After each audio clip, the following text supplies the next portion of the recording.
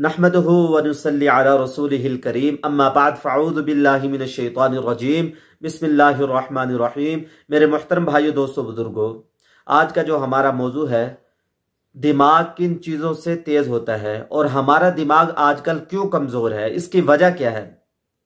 अल्लाह ताला ने जो चीज़ें हमें दी हैं, जो नेमतें दी हैं, इनका हम सही इस्तेमाल करें, इंशाल्लाह दिमाग तेज़ हो जाएगा।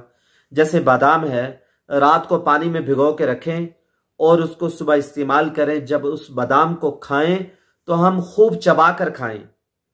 बाज लोग तो उसको थोड़ा सा मुंह में रखते हैं और ऐसे निकल जाते हैं, इससे फायदा नहीं होता। खूब चबाएं, उसका तेल निकल जाए, फिर देखें इंशाल्लाह दिमाग के ऊपर फर्क पड़ेगा और दिमाग तेज होगा।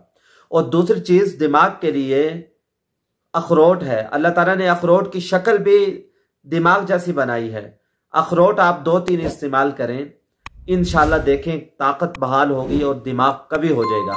और हमारा दिमाग कमजोर क्यों है, इसकी वजह यह कि हम दिमाग को इस्तेमाल नहीं करते।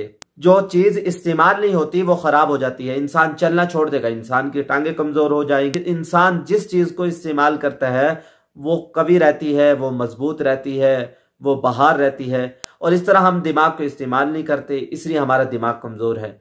दिमाग को कैसे इस्तेमाल करें, मुश्किल मुश्किल चीज़ों को देखें, कुरान पाक को याद करें, हदीसों को याद कर लें, कोई किताब पढ़ लें, कोई किताब को याद कर लें, अरबी सीख लें, अरबी बहुत मुक़द्दस ज़ुबान है, इंग्लिश सीख लें ताकि हम दीन का काम करेंगे तो यानी हम नीयत अच्छी रखें और इस तरह ये ज़ुबानें सीखें।